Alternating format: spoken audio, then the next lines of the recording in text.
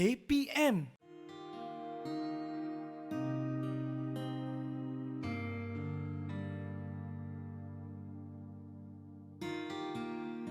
Assalamualaikum warahmatullahi wabarakatuh. Ahlan wa sahlan wa marhaban bikum. Apa khabar semua? Hari ini kita dah berapa hari kita berpuasa?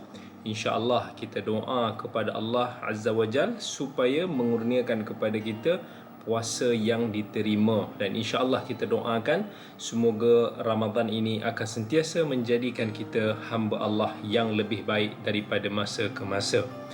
Dan hari ini umat Islam sedang mengalami ataupun sedang berhadapan dengan satu musim yang penuh dengan kebaikan. Yang mana Allah Azza wa Jalla berfirman, A'udzubillahi minasyaitanirrajim, Ya ayyuhalladzina amanu kutiba alaikumus siyam kama kutiba alal ladzina min qablikum la'allakum tattaqun. Wahai orang-orang yang beriman, telah diwajibkan ke atas kalian berpuasa supaya apa? Supaya kita semua akan menjadi hamba Allah yang lebih baik. InsyaAllah, sekadar untuk nak menahan diri daripada lapar dan dahaga tidak menjadi masalah yang besar kepada diri kita. Kecuali dekat sana ada beberapa kesalahan yang dilakukan oleh orang-orang yang berpuasa. InsyaAllah hari ini Ustaz suka untuk nak mengingatkan kita semua supaya insyaAllah kita dapat pahala puasa yang lebih besar. Dan ini juga merupakan salah satu daripada elemen nasihat di dalam agama. Jadi dalam slot motivasi pagi pada hari ini bersama dengan Dr. Kamilin Jamilin, insya-Allah kita akan berbicara tentang beberapa kesilapan yang dilakukan oleh orang-orang yang berpuasa. Kita tak nak puasa kita ni akan jadi sekadar lapar dan dahaga. Sebagaimana kata Nabi sallallahu alaihi wasallam dalam hadis Abi Hurairah radhiyallahu an, rubba saim laysa lahu min siyamihi illa al-ju' wa rubba qa'im laysa lahu min qiyamihi illa as-sahar. Kan apa kata Nabi sallallahu alaihi wasallam? Boleh jadi orang yang berpuasa itu dia tidak akan mendapat apa-apa melainkan lapar, dan boleh jadi orang-orang yang bangun, iaitu orang yang qiyamul lail, mereka ini tidak mendapat apa-apa melainkan dengan berjaga sahaja.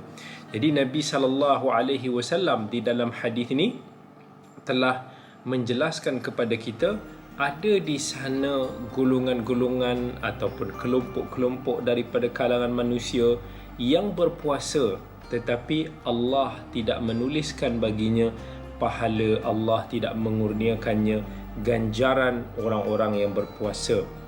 Dan apa yang mereka akan dapat? Cumalah lapar, cumalah dahaga. Kerana apa? Kerana diri kita tidak mampu untuk nak menahan diri daripada melakukan maksiat kepada Allah. Mata kita melihat perkara-perkara yang haram, telinga kita mendengar ke arah perkara-perkara yang haram, lidah kita bercakap perkara-perkara yang haram. Sedangkan Allah Azza wa Jalla di dalam suratul Isra telah berfirman, Inna sam'a wal basara wal fuada kullu ulaika kana anhu mas'ula. Allah kata setiap daripada pendengaran kita, setiap daripada penglihatan kita, setiap hati kita nanti dekat akhirat kelak akan dipersoalkan oleh Allah Azza wa Jalla. Dalam hadis tadi juga Nabi sallallahu alaihi wasallam telah menerangkan kepada kita ada sekelompok manusia yang lain cuba untuk nak melakukan qiyamul lail, tetapi tidak ditulis pahala qiyamul lail di sisi Allah. Boleh jadi kerana mereka ini tidak ikhlas di dalam ibadah mereka, ataupun kerana ibadah mereka itu tidak bertepatan dengan petunjuk dan sunnah Nabi kita sallallahu alaihi wasallam. Jadi Ustaz nak kita semua orang-orang yang berpuasa ni cuba untuk nak menghindarkan diri daripada terjebak ke dalam lembah maksiat. Bila kita kata maksiat ni, dia bukan hanya sekadar zina, bukan hanya sekadar melakukan dosa-dosa besar, tetapi maasi ni ataupun maksiat ni adalah segala sesuatu yang menyalahi perintah Allah Azza wa Jal. puasa kita ni bukan sekadar untuk nak kita menahan diri daripada lapar dan dahaga sahaja, tetapi kita nak menahan diri kita, anggota tubuh kita daripada melakukan perkara-perkara yang dilarang oleh Allah Azza wa Jal.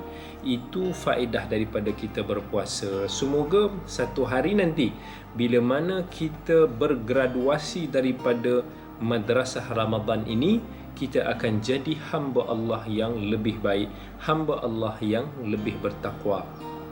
Kita tak mau bila mana kita dah lepas ataupun melepasi fasa Ramadan ini, sikap kita masih sama lagi seperti sebelum Ramadan, ataupun lebih teruk lagi daripada sebelum Ramadan. Kita nak lepas Ramadan ni kita jadi orang yang lebih baik, bukan sama, bukan lagi teruk, lebih baik.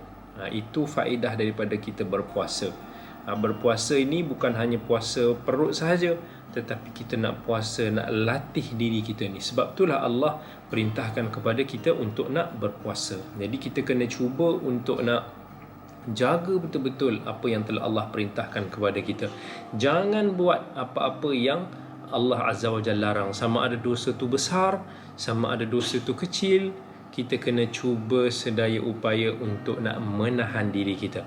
Itu adalah faedah kita berpuasa. Apa yang Ustaz nampak, beberapa kesilapan yang dilakukan oleh orang-orang yang berpuasa, tetapi ramai daripada kalangan mereka tidak sedar. Ramai daripada mereka tak merasakan benda itu silap ataupun sia-sia, dan mereka masih lagi dalam bulan yang penuh dengan barakah ini melakukan perkara-perkara sedemikian. Jadi pada hari ini insya-Allah Ustaz akan cuba sentuh secara ringkas tentang kesalahan-kesalahan yang dilakukan oleh orang-orang yang berpuasa. Jadi jangan ke mana-mana, insya-Allah kita bertemu lagi selepas ini. Didik TV KPM.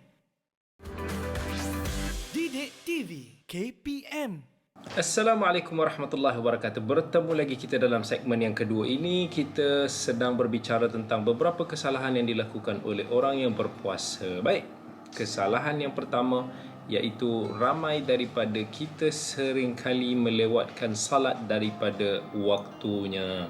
Kita akan tengok sebahagian daripada orang-orang yang berpuasa, dia sometimes lepas dia berpuasa, dia bersahur awal. Bila dia bersahur awal, lepas dia bersahur tu dia ngantuk sangat, dia pun terus tidur sebelum dia menunaikan solat subuh. Dan dia tertidur, dia terlepas sampailah matahari dah terbit, baru dia nak terjaga, baru dia nak menunaikan salat subuh. Maka dia tercicir melakukan salat subuh. Ini antara kesalahan pertama yang dilakukan oleh orang-orang yang berpuasa. Sebahagian yang lain pula, dia tertidur sebelum salat asar, ataupun dia tidur pada siang hari sampai dia tak bangkit melainkan dah terbenamnya matahari. Dia tercicir solat asar. Dulu masa Ustaz belajar dekat negara Arab dulu, ramai juga daripada kalangan orang Arab ni dia suka tidur siang. Sebab Ramadan ni malam ni dia tak tidur, siang dia tidur straight sampai boleh terlepas solat zuhur. Dia bangun lepas asar, dia tak rasa lapar pun siang hari tu kan, sebab malam tu dia dah terjaga. Sedangkan apa yang Allah kata dalam surah An-Nisa, fa idza qadaytumus salata fadhkurullaha qiyaman wa qu'udan wa 'ala junubikum fa idza tma'annantum fa aqimus salah inna salata kanat 'alal mu'minina kitaban mawquta. Allah kata sesungguhnya salat itu Allah telah tetapkan ke atas orang-orang yang beriman waktu-waktunya yang tertentu. Dalam hadis Buraidah radhiyallahu anhu, Nabi sallallahu alaihi wasallam bersabda, "Man taraka salat al-'asr faqad habita 'amaluhu." Sesiapa yang meninggalkan salat asar, maka dia punya pahala dia akan, ataupun amalannya, pahala amalannya itu akan tergugur. Dalam Al-Quran Allah cela orang-orang yang tak jaga waktu salat dia. Dalam suratul Ma'un Allah Azza wa Jalla berfirman, fawailul lil musallin alladzina hum an salatihim sahun. Allah kata binasalah, celakalah orang-orang yang salat. Jangan berhenti kat situ. Allah kata alladzina hum an salatihim sahun, iaitu orang-orang yang melekakan salat-salat mereka. Adakah melekakan salat ni maksudnya kita tidak khusyuk? Tidak. Tetapi maksud sahun kat sini adalah orang yang tidak menjaga waktu salat, orang yang melewatkan waktunya daripada waktu yang telah ditetapkan oleh Allah Azza wa Jal. Sebagaimana dalam hadis Mus'ab bin Sa'ad, dia kata sa'altu abi, aku bertanya kepada ayah aku, apa pandangan kamu wahai ayah, alladzina hum an salatihim sahun, ayat yang kita bacakan tadi. Dia kata ayyuna la yashu wa la yuhaddithu nafsah, siapa daripada kalangan kita yang tidak leka ketika kita solat? Maksudnya siapa daripada kalangan kita yang tidak fokus kepada solat? Semua kita mesti ada terfikirkan sesuatu. Tetapi kata ayahnya, laisa bidzalik, innama huwa idha'atul waqti yalhu hatta yadhi'al waqt. Bukan itu wahai anakku, tetapi orang yang leka dalam solat yang dimaksudkan dalam ayat ini adalah orang-orang yang mensia-siakan waktu mereka, yang leka dengan masa mereka, tercicir waktu mereka sampai terlewatkan salat mereka. Orang yang sebeginilah yang Allah telah firmankan dalam surat Maryam, fa khalafa min ba'dihim khalfun adha'us salah wattaba'us syahawat fasawfa yalqawna ghayya. Kemudian mereka digantikan oleh keturunan-keturunan yang mencuaikan salat serta menurut hawa nafsu mereka dengan melakukan maksiat, maka Allah kata mereka akan menghadapi azab di dalam neraka. So itu kesalahan pertama yang dilakukan oleh orang-orang yang berpuasa. Ingat, jaga waktu tidur kita. Jangan kita tidur sampai terlepas waktu salat kita. Kemudian antara kesilapan yang dilakukan oleh orang-orang yang berpuasa iaitu mereka banyak mengabaikan salat jemaah. Dan sebahagian daripada orang yang berpuasa, mereka menunaikan salat pada waktunya, tetapi mereka mengabaikan salat jemaah. Allah Azza wa Jalla telah berfirman dalam surah An-Nisa, وَإِذَا كُنْتَ فِيهِمْ فَأَقَمْتَ لَهُمُ الصَّلَاةَ فَلْتَقُمْ طَائِفَةٌ مِّنْهُمْ مَعَكَ وَلْيَأْخُذُوا أَسْلِحَتَهُمْ فَإِذَا سَجَدُوا فَلْيَكُونُوا مِنْ وَرَائِكُمْ وَلْتَأْتِ طَائِفَةٌ أُخْرَى لَمْ يُصَلُّوا فَلْيُصَلُّوا مَعَكَ وَلْيَأْخُذُوا حِذْرَهُمْ وَأَسْلِحَتَهُمْ وَدَّ الَّذِينَ كَفَرُوا لَوْ تَغْفُلُونَ عَنْ أَسْلِحَتِكُمْ وَأَمْتِعَتِكُمْ فَيَمِيلُونَ عَلَيْكُمْ مَيْلَةً وَاحِدَةً وَلَا جُنَاحَ عَلَيْكُمْ إِنْ كَانَ بِكُمْ أَذًى مِّن مَّطَرٍ أَوْ كُنْتُمْ مَرْضَىٰ أَن تَضَعُوا أَسْلِحَتَكُمْ وَخُذُوا حِذْرَكُمْ إِنَّ اللَّهَ أَعَدَّ لِلْكَافِرِينَ عَذَابًا مُهِينًا. Allah kata, apabila engkau wahai Muhammad berada di dalam kalangan mereka semasa berperang, lalu engkau mendirikan salat dengan menjadi imam, maka hendaklah satu golongan ataupun satu buak daripada mereka berdiri menunaikan salat bersama-sama dengan engkau, dan hendaklah mereka menyandang senjata masing-masing. Kemudian apabila mereka telah sujud, maka hendaklah mereka berundur ke belakang untuk menjaga serbuan musuh, dan hendaklah datang pula puak lain yang kedua yang belum solat. Maksudnya dalam ayat ni Allah nak ceritakan tentang ketika dalam peperangan, even masa kita berperang dalam keadaan nyawa kita terancam sekalipun, Allah masih lagi perintahkan kepada kita untuk nak menunaikan salat jemaah. Menunaikan salat jemaah dengan kaifiat cara-cara ketika kita sedang dalam keadaan berperang. Maka itu dalam peperangan pun Allah tuntut kita untuk nak salat jemaah, apatah lagi ketika di luar daripada peperangan dalam keadaan yang aman damai seperti kita ini.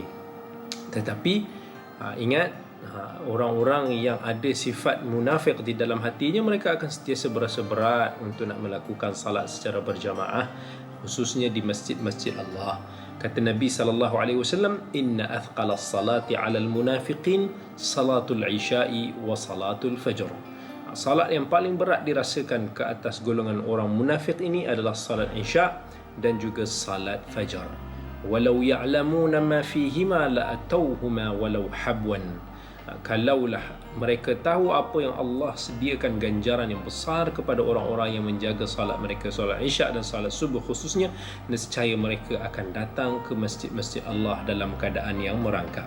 Sampai Nabi bagi tahu, aku ni hampir-hampir saja nak rasa macam nak bakar rumah-rumah orang munafik ni, yang mana mereka ini tidak datang salat, yang cuma berpura-pura. Jadi kita tak maulah tergolong dalam keadaan orang yang munafik ni. Ini menunjukkan betapa solat jemaah itu sangat-sangat dituntut kepada kita orang-orang Islam, khususnya kepada golongan lelaki di rumah-rumah Allah.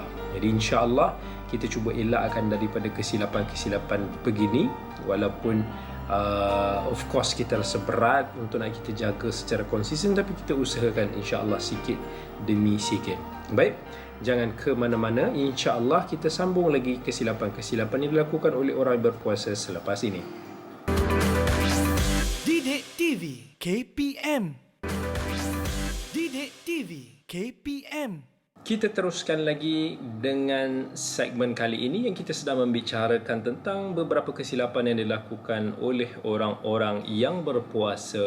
Okey, antara kesalahannya adalah kita menghabiskan banyak daripada masa kita berjaga dengan menonton TV, menonton movie, ataupun kita ni duk leka dengan hiburan-hiburan, yang mana kita tahu sekarang ni manusia ni dia ada macam-macam racun dalam kehidupan dia, dan sampai melarikan maksud Ramadan itu daripada kehidupan kita.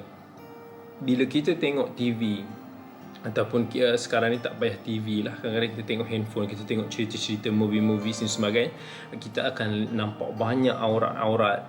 Kemudian kita akan dihidangkan dengan ideologi daripada barat, yang mana mereka ini ada kalanya ada agenda dia, bukan hanya semata-mata untuk nak membuatkan kita ragu-ragu terhadap agama kita, cukup untuk buatkan kita rasa macam agama kita ini telah memenjarakan kita. Mereka ingin menunjukkan kepada kita dunia ataupun syurga dunia ini, yang membuatkan akhirnya kita akan rasa lemah untuk nak menjadi orang Islam yang baik ataupun mukmin yang bertakwa. Dan amat malang kalaulah kita menghabiskan banyak daripada waktu-waktu kita berjaga ketika Ramadan ini untuk nak menonton perkara-perkara sebegini. Kemudian antara kesalahan yang juga seringkali dilakukan oleh orang-orang yang berpuasa adalah mereka ini, iaitu orang-orang yang diuji dengan bahana rokok. Semoga Allah memberikan kepada mereka semua hidayah. Orang-orang yang berokok ni sepatutnya masa dia berpuasa, dijadikan bulan puasa ni sebagai medan untuk nak dikurangkan. Setiap tahun dikurangkan portion dia berokok, daripada subuh sampai maghrib kita tak merokok. Tetapi selepas daripada Ramadan, kita kembali meneruskan tabiat lama kita. Kita tak cuba untuk nak tahan diri kita, kurangkan rokok kita sebagaimana ketika Ramadan. Kita kembali balik kepada zaman sebelum kita Ramadan. Dan tak kurang juga ramai daripada kaki-kaki perokok ini yang mana mereka ini membuka puasa dengan rokok. Daripada mereka ini sepatutnya berbuka dengan perkara-perkara makanan-makanan yang dihalalkan oleh Allah, daripada makanan minuman yang tayyibat, yang baik-baik, tetapi mereka berbuka dengan rokok. Mungkin ada yang minum sikit tapi kemudian dia terus merokok. Sedangkan ini semua perkara-perkara yang Allah larang, kerana dia memberi mudarat bukan hanya kepada diri kita tetapi kepada orang lain juga. Sebagaimana dalam suratul A'raf, alladzina yattabi'una ar-rasula an-nabiyya al-ummi alladhi yajidunahu maktuban 'indahum fit tawrati wal injil ya'muruhum bil ma'ruf wa yanhahum 'anil munkar wa yuhillu lahum at-tayyibat wa yuharrimu 'alayhim al-khaba'ith wa yad'u 'anhum israhum wal aghlal allati kanat 'alayhim falladhina amanu bihi wa 'azzaruhu wa nasaruhu wattaba'u an-nura alladhi unzila ma'ah ulaika humul muflihun. Allah Azza wa Jalla sebut dalam suratul A'raf, orang-orang yang ikut Rasulullah Nabi yang ummi, yang mana mereka dapati tertulis nama-namanya di dalam Taurat dan Injil yang ada di sisi mereka, Dia menyuruh mereka ke arah perkara yang baik, melarang daripada perkara-perkara yang keji, dan dia menghalalkan bagi mereka segala benda yang baik, mengharamkan segala benda-benda yang buruk, dan dia cuba untuk nak menghapuskan daripada mereka belenggu-belenggu yang ada pada mereka. Maka orang-orang yang beriman kepadanya, memuliakannya, menolongnya serta mengikut cahaya yang diturunkan kepadanya, iaitu Al-Quran, maka itulah orang-orang yang berjaya.